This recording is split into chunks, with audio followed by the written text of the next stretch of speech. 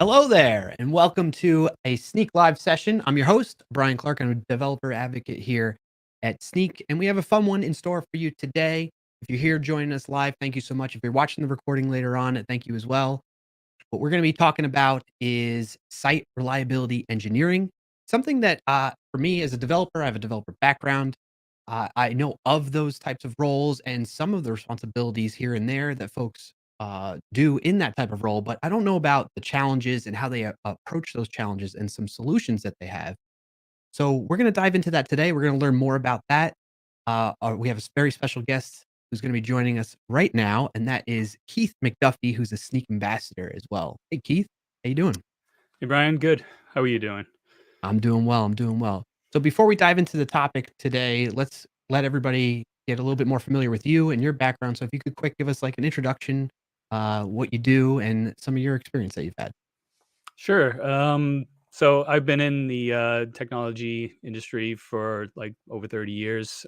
Started out as a system administrator, worked my way up into managing IT, and that kind of bled into what we today call DevOps. Really didn't have a term back then, but kind of was handling everything from people's desktops and laptops to actually doing production deployments, and then it kind of like my interests more went toward the DevOps side of things and not managing people's desktops, and so that's where I am today. Kind of got a bit of a security background in there as well. I'm really passionate about security related topics, and so that's been part of my responsibility too. So I'm a director of DevOps and security for Verisk Marketing Solutions, and yeah, that's what I'm doing right now. Awesome. So how did you, you said you started out as a systems administrator and then you got into this type of role. And in terms of like the security side of things, how did you kind of find yourself drawn to that aspect of it and learning more about that to where you're in the position you are today? Well, I mean, security is always part of the everything that you're doing anyway, right? From is something as simple as managing people's passwords and making sure that they're using strong passwords in Active Directory and that sort of thing. But honestly, as a kid in like high school in college, I was doing, bad things as far as like mucking around with phone phreaking and Ooh. yeah, just doing all those. I had like a 128K baud modem, a 128 baud modem. I think it was, yeah, not 96, but and it would be like using like war dialers, right, to find like BBSs and hacking into them and just the getting into trouble. And I mean, I don't do that anymore. It was more of just like I didn't cause any trouble. It was just more of like cool to be able to do it, hacking around sort of thing. And then I realized that, I can actually bring this, my knowledge of this sort of thing into something good. So I still get to kind of poke around in the security type of way, but I'm doing it to help. So I'd like to have more time to do things like white hat hacking and stuff, but I just don't. And I'm definitely not as good as some of the people out there who can do that and make a career of it. Well, that's awesome to hear that background. And we're glad you've made that, that jump into helping people learn more about those experiences that you've had as well. Because it's going to help us out today with what we're going to be discussing, right? And so for folks that don't know, Keith wrote a blog post that's up on the Snyk blog. In fact, I got a link to it here that'll drop into the chat for everybody in just a moment. Let me get the link handy dandy right here. But it's about site reliability engineering, and they bring order to the chaos, but it's kind of a play on that as well, right? The order and chaos. Right.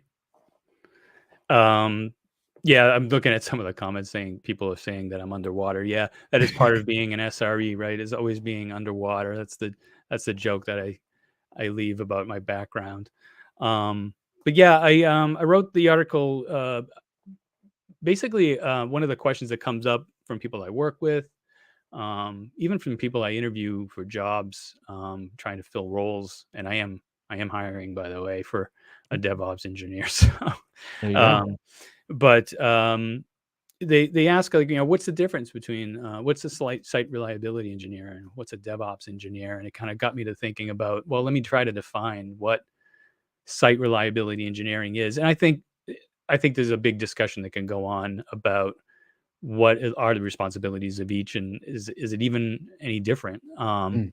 And I think if you really want to kind of clearly define like what a site reliability engineer is versus a DevOps engineer, I kind of was trying to go through those. And as I was coming up with them, I was like, hey, these kind of come up with like an acronym like O.R.D.E.R. And it's like, if I do order, well, then I'll come up with chaos. And so it kind of worked out. I mean, I think chaos could be a much larger word, but I kind of generalized it a bit. I like what you did there, though. You, like, reverse engineered that so that it could fit the word for Right. you, right? Yeah. Very appropriate, very on brand. I'm gonna share my screen too so people can see the blog post very quickly too. Because 'cause we're gonna be kinda we're not gonna go through the blog post today, folks, but to give you an idea of what you can expect and what you can learn from this that Keith wrote. It goes through into detail of what this order is about, what the chaos is. Well, first the problem, right, which is chaos, is what you I like how you put it that way, Keith. And it goes through the various aspects of that, and we'll talk about this a bit, and then how to address that with this order, right? And the order dives into different areas that site reliability engineers use to help them deal with that chaos, is what I understood. Right. Okay. So first up, getting back to your question that you're talking about before, is the difference between a site reliability engineer and say a DevOps engineer. Is there some conflict there between like the different types of roles? That have you seen or had experience with that where that they want to have this definitive line to separate the two, or what? Is there more to that? I guess is what I'm getting at. As somebody that's not familiar, right? I'm might to give a little bit more context, I guess, and background. For me, like as a developer, I've interacted with DevOps teams. Personally, I have not. At least that's what they were titled, right? They were like the DevOps team, but I have not personally interacted with a team that's titled as a site reliability engineer. So I'm curious, like, what is if we can dive into that a little bit more, what is the difference that you've seen? With that? Yeah, I think that that's one of the things I got into the post was that I wasn't really trying to make a differentiation between the two. The teams that I've led have been basically a mix of both, right? So they Okay. might have a title that says site reliability engineer, but they're still doing things that a DevOps engineer would do. So it really is like it's a really blurry area. I think that people who are doing site reliability engineering, I think technically the first thing that comes to my mind when I think of that is like, oh, it's someone who's on call, right? Hmm. Like Hmm. it's the site, right, that might go down, or you got to be on call for any issues that come up, and you need to make sure that um, that it's running reliably so you don't get paged. Yeah. And DevOps like is more of like the tooling behind those things. Like may provide the tools that a site reliability engineer might use to help keep those things running. That's kind of like the general idea, I think, when you sound out those roles. Yep. But a lot of times it's just one group doing all of that. Gotcha, gotcha. All right, I wanna remind folks that are here joining us live, one, thank you for being here, but if you do have questions that come up as we go through this topic, please feel free to drop them in the chat. We'll do our best to answer them on stream, and, we'll keep the discussion going in that regard. But let's jump into the way you kinda presented it in the blog post here was the problem that site reliability engineers face in their roles, and then some of the ways they solve that. So diving into the problems, you denoted those as chaos, right? And one of the first pieces of that is that the C in chaos stands for critical component of failure, or critical component failure rather.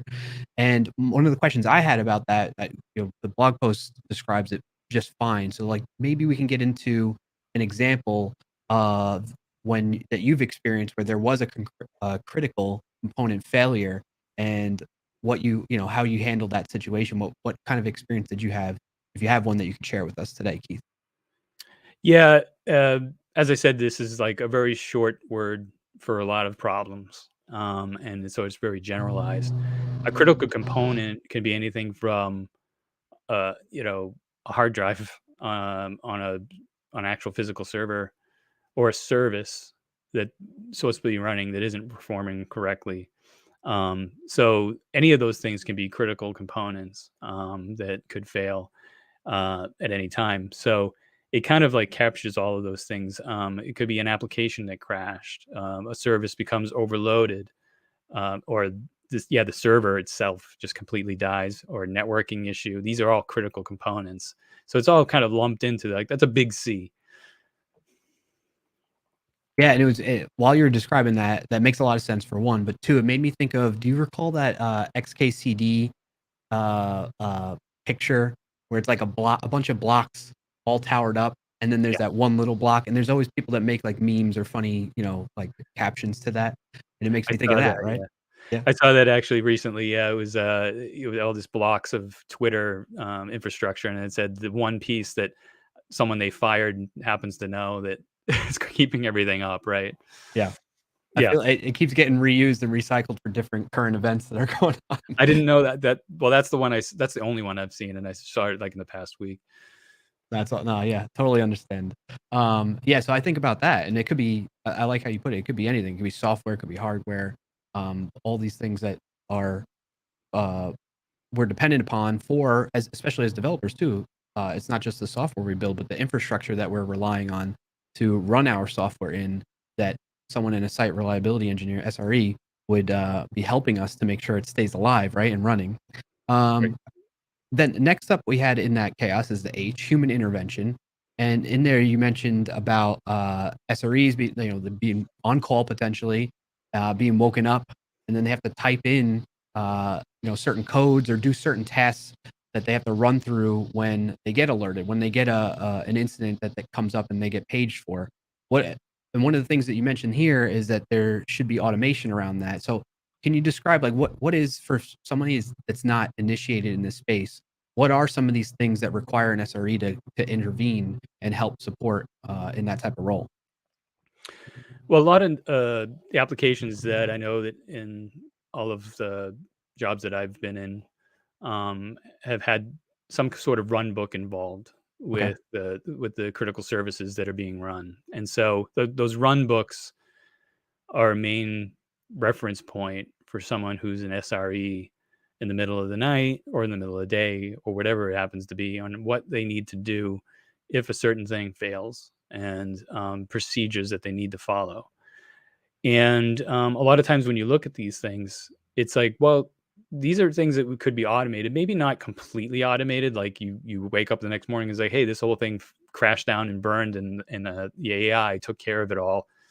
Maybe you could get to that point, um, but really trying to remove all of the human intervention pieces that where they could possibly make a mistake. For example, there may be a step in something that fails that says, yeah, you need to put in the previous code that was run when that failed. And so now you got to look up the code, and maybe you copy and pasted it wrong and now you went back too far Mm, into the pipeline.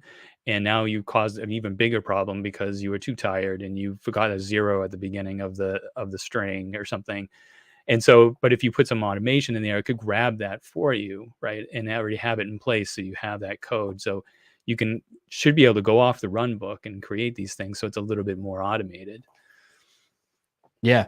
I mean, I'm a big fan of automation myself. I like building automations and connecting things that normally wouldn't be able to connect. And that feeling of seeing those things work uh, is amazing. But I can imagine is probably exponentially good feeling for folks in this role when it handles things for them and it's less work for them to do, especially in the middle of the night, right? When you're Yeah. tired Yeah. and yeah. Which it could lead into a whole nother rabbit hole of discussion about, expectations of people working under, little sleep and sleep deprivation and that kind of stuff, and how often and studies around that and how often people make mistakes.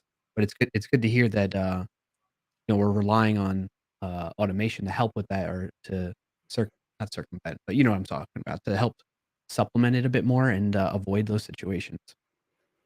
Yeah. Even working in a little bit of the automation piece, as far as like, hey, and you can do this with services like PagerDuty, Mm, where someone has been paged, 10 times in the past 24 hours. It's time to like bring the next person in line because that person needs a break.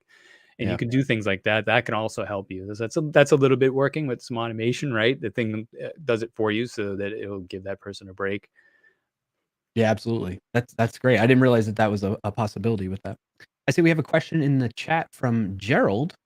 Did you already experience situations where your SRE hat would conflict with your interest in security potentially? Conflict with the interests. Maybe he means something that was I had to deal with something in the middle of the night or whatever it is that was possibly going to be conflicting with something that's a secure thing that you should be doing. Like, hey, this should be vetted. I Um, think yeah, I think so. He went on to elaborate a bit more here in the next message. To make things work, you'd have to sacrifice a security component of an app or something like that potentially? yeah, I mean, those sorts of things do wind up getting escalated. Someone like me and maybe up someone above me to say that a sacrifice has to be made temporarily. And what are we going to do in in that case to make this not a permanent thing? I can't really exactly come up with an example, but there might be something I could throw out there. Would be something that was trying to reach this application externally can't anymore because we their IP address changed and our application is whitelisting their IP address, and now we need to quickly put in that new IP address without a whole ton of vetting and testing, right? So we do the best we can as far as like getting that information from the customer or the client, what that IP address is, make sure it's the right person. We're not like actually giving this open up to somebody who's trying to hack us. Yeah. But in a normal course of operations, you wouldn't do it that quickly. You would actually go through a very formal process. But that's one of the things that you might have to make a on the spot decision, is like whether that's something you have to do or if it can wait through a more vetted process to do so. That's just, I haven't done that, but that's something that comes to mind. I can picture being something that you have to make a quick decision to fix.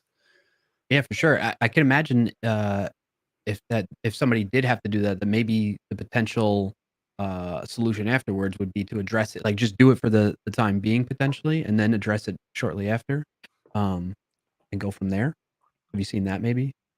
Yeah, yeah, exactly. Like something, I mean, all of these things should, and it's part of the order piece, right? Is the retrospective, the documentation, what was done to fix this, what are we going to do to continue uh, progressing to fix this issue, so that it's not something, it's not a band-aid that put in place and you wind up taking on a ton of technical debt as a result of something that you did. Again, I keep saying, in the middle of the night, underwater, uh, and then really paying a price later for with regards to security. Yeah. I do like and I'm glad you pointed it out 'cause we've had our chats prior to this live stream, and I was always curious about the background. I'm glad you do that, but I originally thought, like, maybe Keith just has, like, a really big aquarium behind him. He's just a big fan of fish and all that, but I get Yeah, it now. until you see the shark go by, then it's like, okay, that's quite wild. Yeah, yeah. Alright, so next up we have in the chaos is application code bugs, and one of the thing that stood out to me, in this regard or on this topic is SREs help you mentioned they provide some observability to developers. So I'm particularly curious about this. What are some ways that SREs do provide that observability? What is observability for a developer, I guess, in this case too? Well, it's a good pitch for something like Sneak, right? Putting tools in like Sneak that does these automated tests within your CI/CD pipelines, and providing those tools to them to be able to find them before they actually get deployed into a production environment is one of the ways to help with that.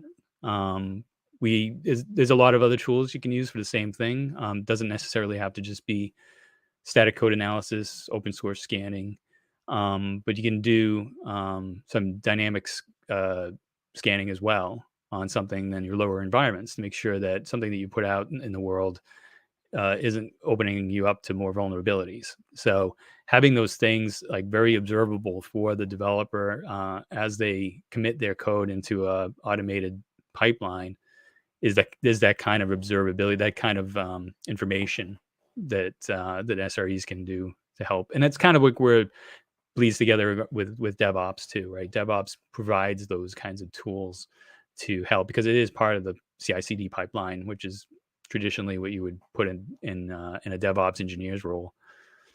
Yeah, and that's been my experience as a developer tool too, is, the DevOps team tend to have some tooling on their side that they don't necessarily, open up to us as developers, but they give pieces of it or share some of the data that they have from that to give us those insights and more visibility to what it is and where they're coming from and what they're trying to speak about with us, you know? Um, so yeah, this is cool to hear. And yes, of course, Snyk, unintended segue into that, but of course we're on the Snyk channel, right? Why not? So next, you mentioned open source issues as well. You mentioned open source, and the next thing in chaos is open source issues. And I imagine folks watching this have heard us talk about this before, but from your perspective, like what are some of the things that happen in that space when it comes from an SRE's perspective that you can talk to? Well, there's a couple of, I mean, not just vulnerabilities found in open source repositories, but there are also, you may have seen in the headlines for security related issues that some of these externally hosted repositories get compromised, Yeah. or the packages within them get compromised, and you don't know about it until well after the fact. And sometimes maybe your source code scanning isn't going to catch those things, and so that's partly where the open source observability comes into play and is really important, is not only understanding like where these packages are coming from, and that you got secure code, but that you're actually keeping up to date as well, and it's not affecting the performance of your applications, because you can't just blindly upgrade these dependencies um, Mm. all the time, because they do. There's a really good chance that they'll have unintended changes to how your application behaves.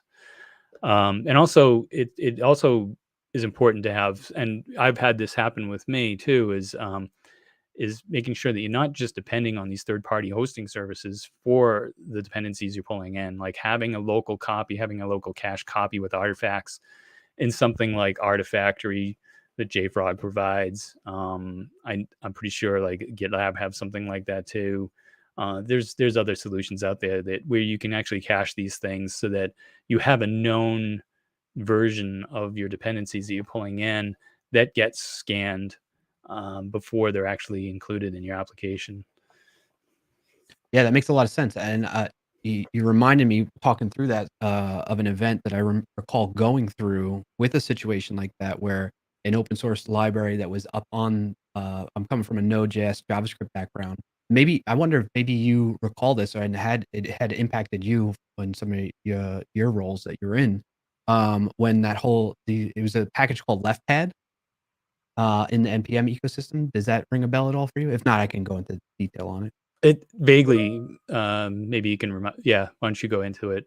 Sure, yeah, so, like, for some reason or another, I forget the circumstances, the owner of that decided to take that package off of the registry completely, but it was very heavily dependent upon, like, pretty much every package for some reason or another, it's the JavaScript ecosystem, so take that for what it is, was dependent upon this package, and because they took it off the registry, it ended up breaking everybody's builds, like, across the world for Hmm. a good extended period of time.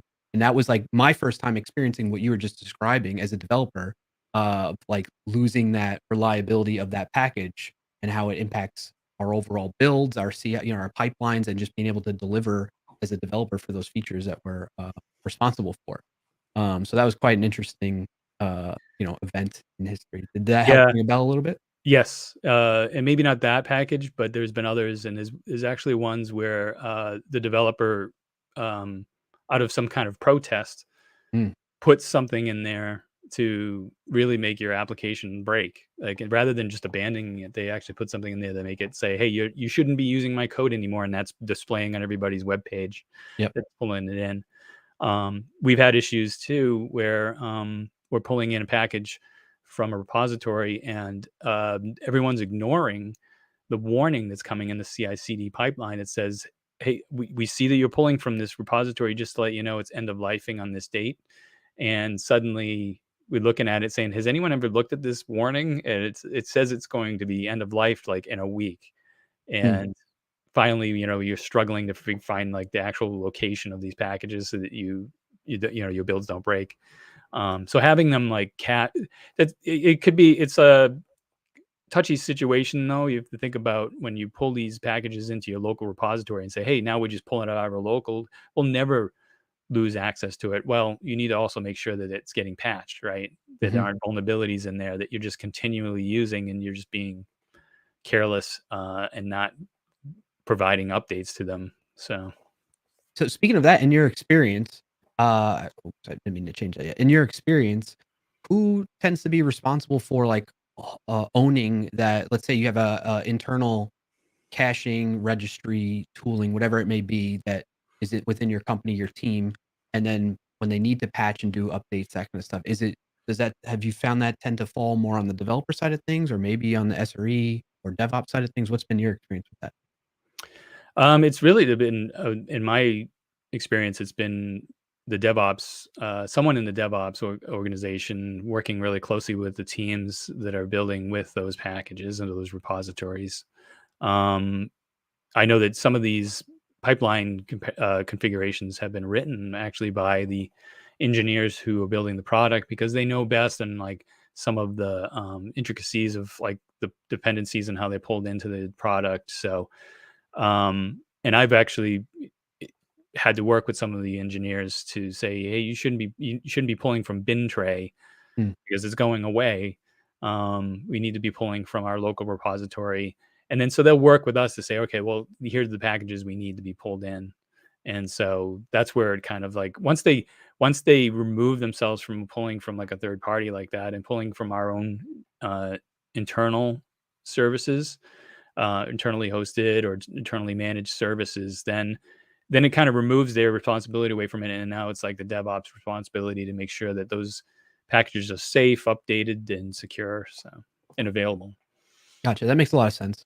And I think it's good to at least have one team own it so that they take that responsibility and it's not kind of in limbo between two teams too, because that might make it more difficult, right, to manage in Right. that situation.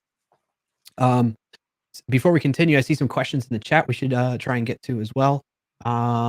Gerald has one about as an SRE, did you already give guidelines on Sbombs to the dev teams? But so first, what is, if you will, what is an Sbomb? And then to further answer Gerald's question, what It advice or um, guidelines would you give to them? it's a software bill of materials, um, and, let's see, I'm trying to think about how that, I'm trying to look at the question again. You took it off the screen too For quick. sure, I got you. Um, do I give guidelines to them?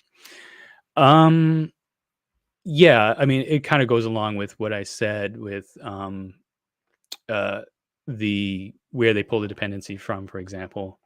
But we also do provide them with templates, in our CI/CD pipelines that, we provide them to them, and there's documentation on how they integrate these things into their CI/CD pipelines, and it includes things like, again, a little Snyk plug, right? It's a Snyk is in there.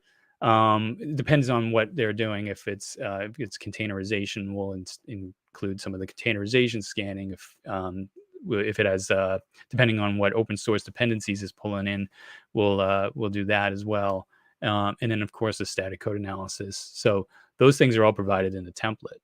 So those, I guess that's more or less the software bill of materials um, piece that comes in from what I would provide to the dev teams.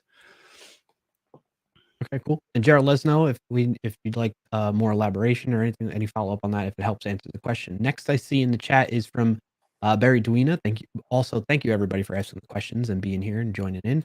Barry Duina asks, when hiring SREs, what are the skills you like to see mentioned in a CV, cover letter, or that kind of thing on a junior slash uh, medium or mid level to senior level type of position? Like Right. where's, I guess, the natural progression between those? Yeah. So having some experience with being on call would be one of the things. Like someone who's not who understands that with this comes responsibility of being able to respond to issues that might come up. And not necessarily like I would never put somebody on call in a rotation where it's just going to burn them out and then they're Mhm. just not going to want to, they'll hate their job. even though I'm a manager, I'm on call. I take a roll through it. I've always done that. And also knowing that you get somebody who can back you up too, so that when you come in, you're not like just completely like I'm left alone. Yeah. Having someone that you can rely on.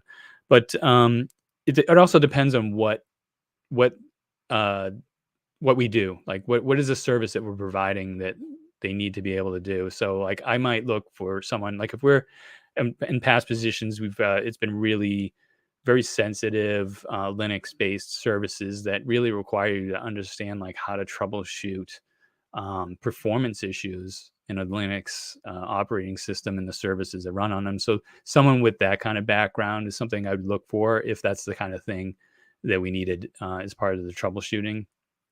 And then someone understanding just a general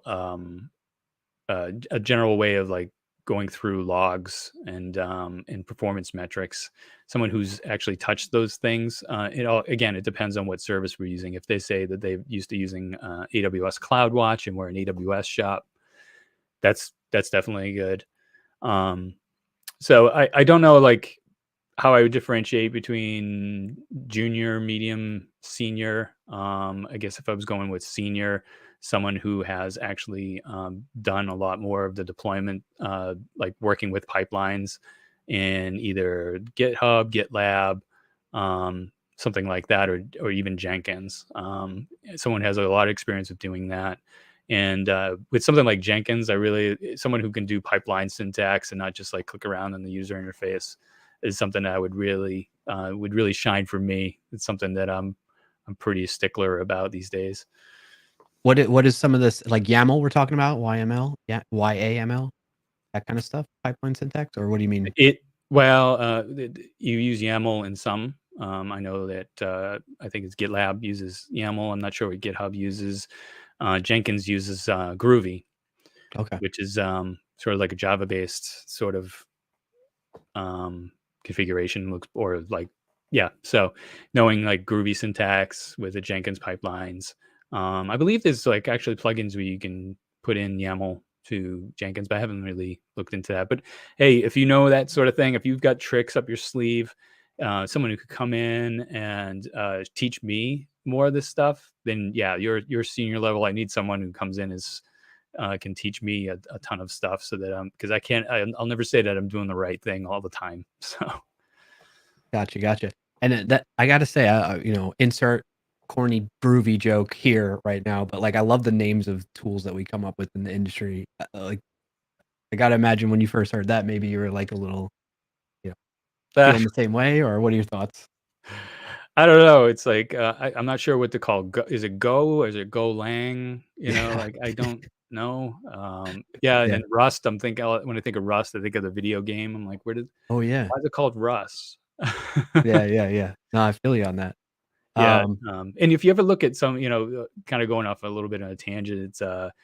if you ever look at some of these, and if you can look it up and pull it up, there's like these matrices of these DevOps tools and SRE tools, and if you look at it, and you're an up and coming SRE DevOps engineer, like you're junior, you just got out of school, or you're just a sysadmin, and you're like, I want to get into DevOps, and you look at this thing, it's so overwhelming. Yeah. It really is like all the things to know. It's not. I just can't imagine it's possible. Like there's definitely going to be things in there you've never even heard of. And I would say, and my advice is, don't get too overwhelmed. Pick the things that interest you. Pick the things that you feel are going to be around for a while, and don't feel like you need to know it all because you just can't. Very sound advice. Thank you for that, Keith. And for folks that are watching and listening to this, it applies across the board in the industry because we deal with the same thing from a developer perspective. There's so many different languages and tools and libraries that you come across and learn, and it definitely can be overwhelming. But take Keith's advice here and run with it. Gerald has a question. Speaking of naming of things, right? He says, "Is it kubectl or kubectl? How do you tend to pronounce it, Keith?" That's one I don't say cuddle. Okay. I don't know. I've Like I heard people say that. That's why I said it, you know? like I know some people are sticklers about SQL and SQL, and I say SQL, Yeah. but I won't say cuddle. I don't know. I don't know. Maybe if I don't really use it much. So uh, yeah, I'm not a huge Kubernetes person yet. I've done my dabbling around in it. That's one of the places that I guess I'm going on for like my own advice. I get overwhelmed with the fact that I don't really have a huge amount of Kubernetes knowledge, and I feel like I'm getting behind. But again, I'm not letting it worry me, Yeah. because there's plenty of places that aren't using it. So Yeah. I'm glad you shared that, right? Because you're saying before you have like 30 years plus experience, and even to this day, you're dealing with that kind of thing. So whether you're just getting started in the industry, folks, or you have many years of experience, that you kind of, I guess the takeaway there is for folks to get used to that, right? yeah, there's just more and more stuff coming. I mean, Yeah. I started to in my own personal projects. I said, I don't know React. And so I started learning it, and I was like, "Man, this is great. This is cool." And now I'm seeing posts all the time saying React is dead. Go to Vue.js. Or I'm like, What am I doing? Like, I just learned this. Like, Oh, literally, I just started doing this, and now yeah. they're telling me it's dead, and I'm ignoring it because I'm like, all right, it won't be dead like tomorrow. So. No, it's not going anywhere. React, as somebody that is in deeply tied into the development side of things and front end development and whatnot, it's not dead. It's not going anywhere. I mean, yeah, I've definitely that's the nature of the JavaScript ecosystem too, Keith, is it's just like, every week something new's coming out and it's the new hotness and people are, jumping on that train kind of thing. So it's both it's like fun and exciting, but it's also overwhelming and it's like just trying to find a balance. But anyway, I think we've definitely beaten that one to death there, that topic. Moving on to the next part. So we're still talking about the chaos, the problems with that the SREs deal with, the S being security events. They can be a true nightmare you mentioned in here. I know you mentioned denial of service events could happen as well. Do you have any like a particular story you could potentially share with us? Like what we did this thing during the Halloween holiday of like what are your security nightmare stories? Do you have one that you could potentially share with us that might be fun? um, I luckily I haven't, and I'm I'm gonna get off the stream and find out it's a big nightmare that I'm waiting for me. I haven't really had any. I think the worst one has been uh, the data was, and it's not where I'm working now, and I won't say who the employer was, but it was getting a call from the CTO saying that they discovered that a whole bunch of data was supposedly made public Mm, from our data. And yeah, those are the calls, like getting a call from the CTO, and not just like, from some engineer saying like, I think this service is down. You go, oh, okay. No, this is something like, all hands on deck. You're on a call with 20 people. Um, Everyone's asking questions, what's going on, a lot of panic. It turned out that it wasn't what we thought. It wasn't a breach. that's good. It was something unrelated. It was true that some of the data got out there, but it was through a third party. So it was more of a lack of security on the third party side. So, but yeah, that's the kind of nightmare. And again, it was well, this wasn't actually in the middle of the night, thankfully. Mm. But it was one of the things where my entire team had to drop everything and completely make sure that 100% that this was not coming from a vulnerability or uh, someone breached our network and got this data. And we had to come up with a lot of evidence that showed that it did not come from us. So yeah, those are the kinds of things that's the kind of nightmare that I don't want to ever see again. That does sound, quite scary, and that would keep me up at night, potentially having to, experience that again, whether it's at that same company or another one. Oof. Yeah, so speaking of keeping yourself up at night, it's like um, if I think about this stuff too much, if I actually sit and go think about all the issues that could possibly happen, I will not get any sleep. So Yeah, I have to like kind of put some. I don't want to say it's blinders and make myself sound like I'm irresponsible, but I do have to kind of focus on certain things or I will not. I like it can be very stressful to think, because there's, what if they did this? What if this, what if this person, I mean, it could be something as crazy as like, what if this person like had a mental breakdown, and they have access, they have root access. They could Mm. get in the middle of the night and start deleting everything. And yeah, you start thinking about crazy, wild scenarios that could happen, and what a nightmare it would be for you.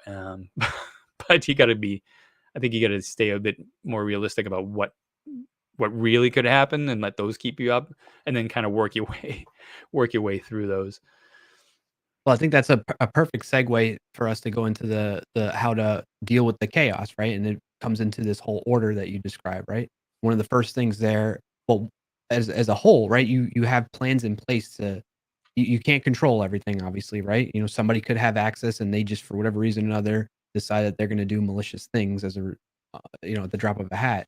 And I think the key that I'm hearing from you is like, how do you respond to that? Do you have plans in place to help deal with the situation that account for that, so that you minimize the damage and so forth, right? Am I hearing you correctly in that regard?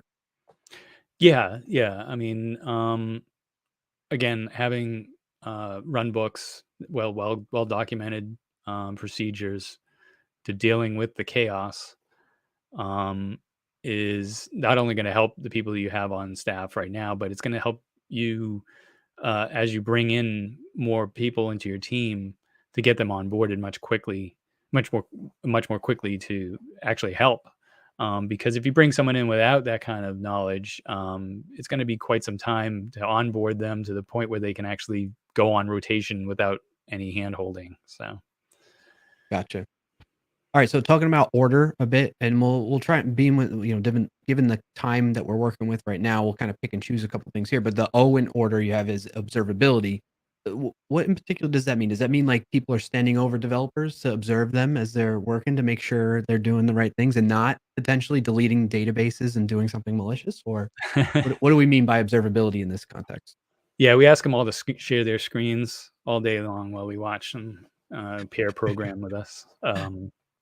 No, observability is more of like the monitoring, right, of everything Okay, that's going on, and it also can mean that the on call stuff, right, that you getting paged, that things are within parameters that you've set. So just really at the end of the day, just not being blind to issues that could be popping up, and not finding out after the fact.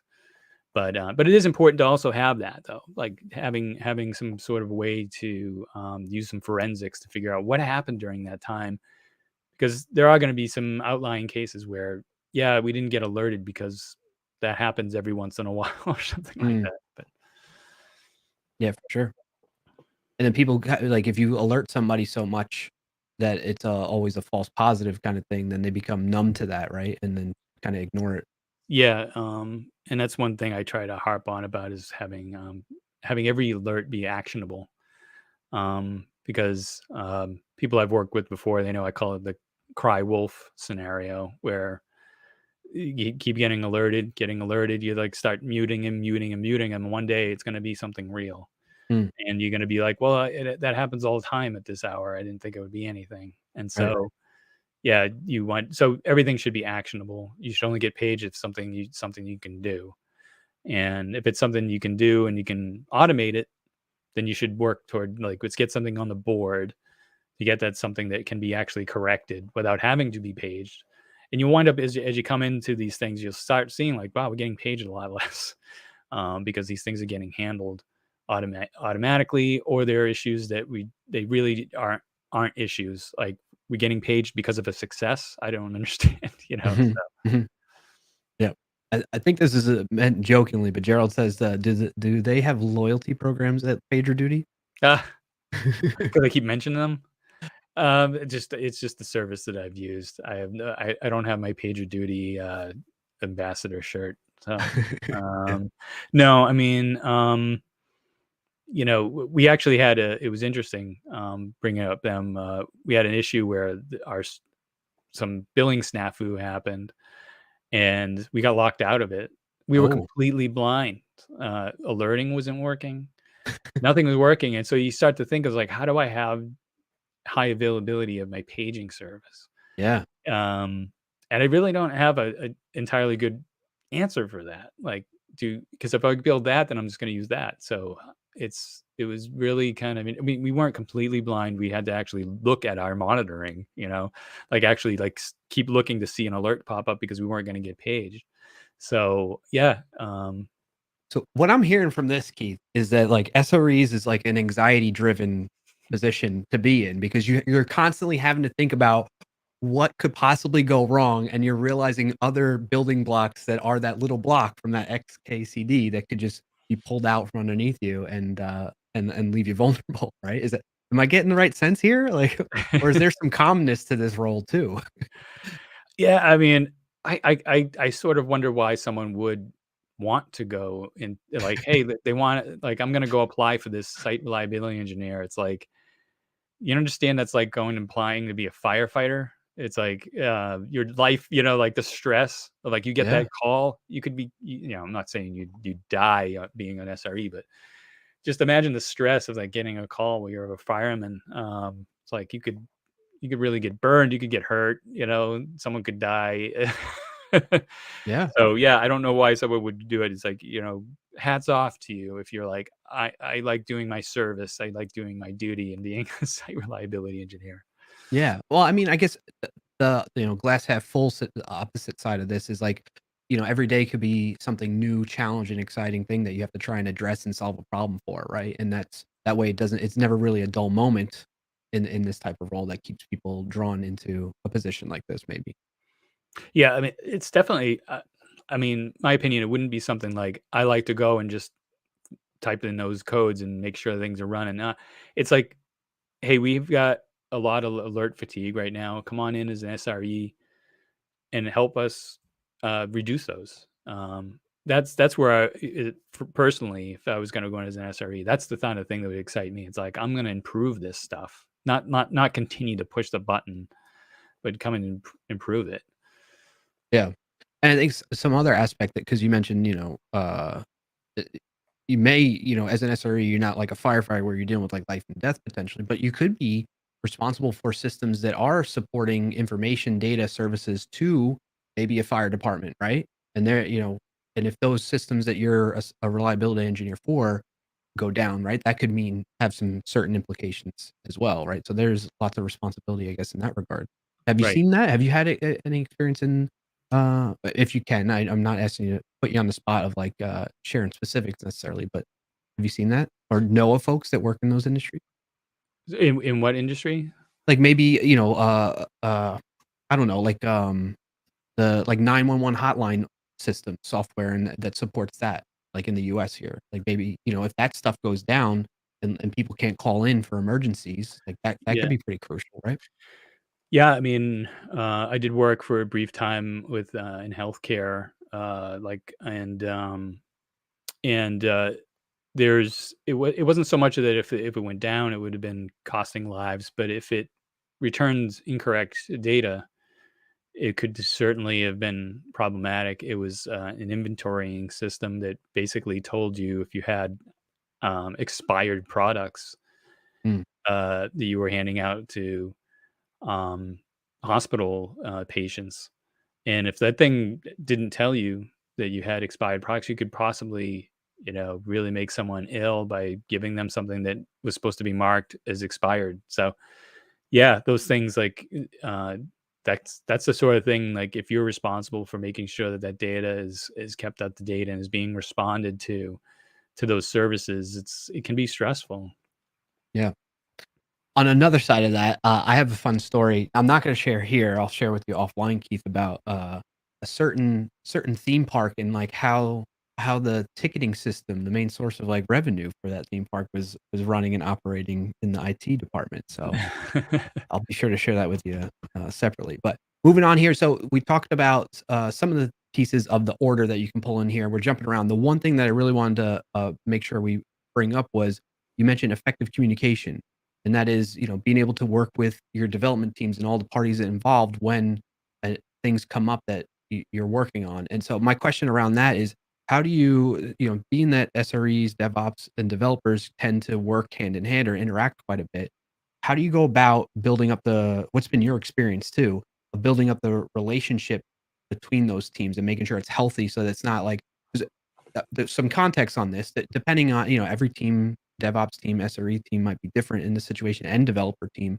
But there can be, sometimes some animosity between teams because, they're gatekeeping whether you can push some changes from a developer perspective, or that DevOps team could be frustrated with the development team because they're constantly, trying to circumvent the controls they have in place.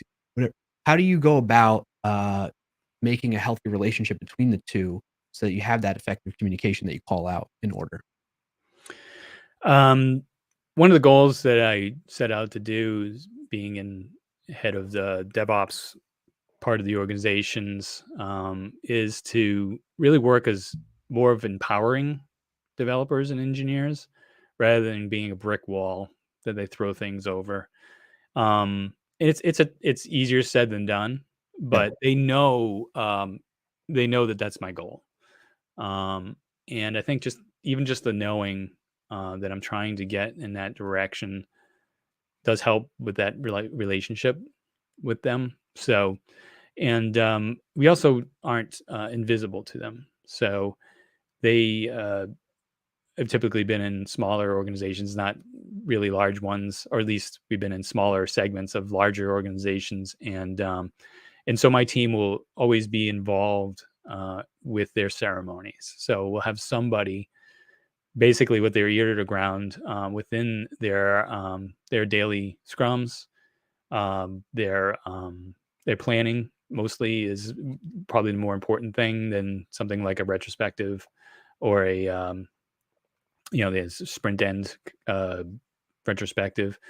But making sure that you're like a voice in the room so that you can say like, well, you understand like what they need, what they're going to be doing, what they're going to be building next, and really start to prepare them so that when they get to the point where they're going to put this stuff into production, that it's not suddenly a surprise to them that they can't do it Yeah. because they forgot something that we need them to do. So yeah, really just I've always thought that it shouldn't just be like DevOps has all the keys. It's more of like we have the keys that we want to try to hand out in a responsible way so that people can get what they need done and we're there to support them.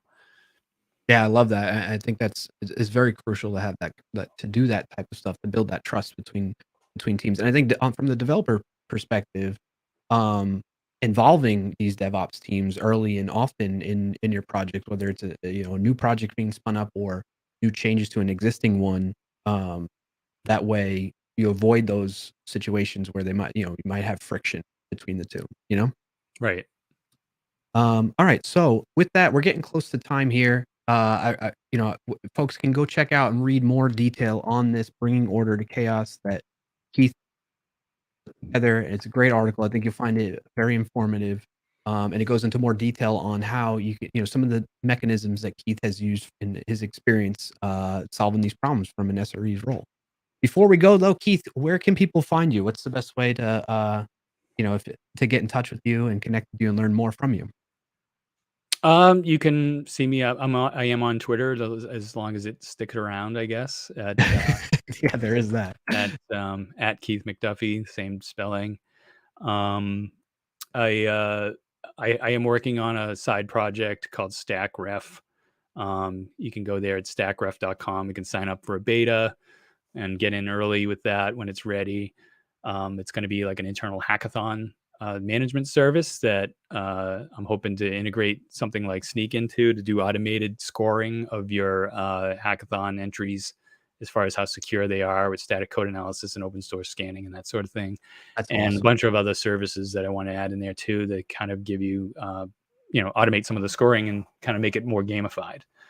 So yeah, I guess those are probably I'm at Keith McDuffie on Instagram as well. And I'm also at my gamer tag, which is Good Life, GUDLYF. I'm there.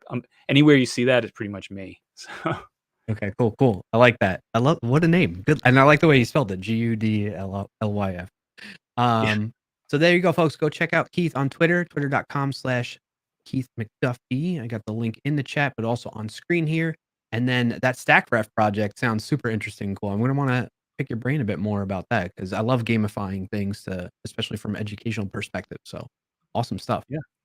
Thank you. Well, thank you so much, Keith, for joining us. We're glad to have you. I'm gonna take you away to the backstage real quick and close things out, and then, send everybody off to enjoy the rest of their day. Thanks, everyone. Thanks, Brian. Thank you.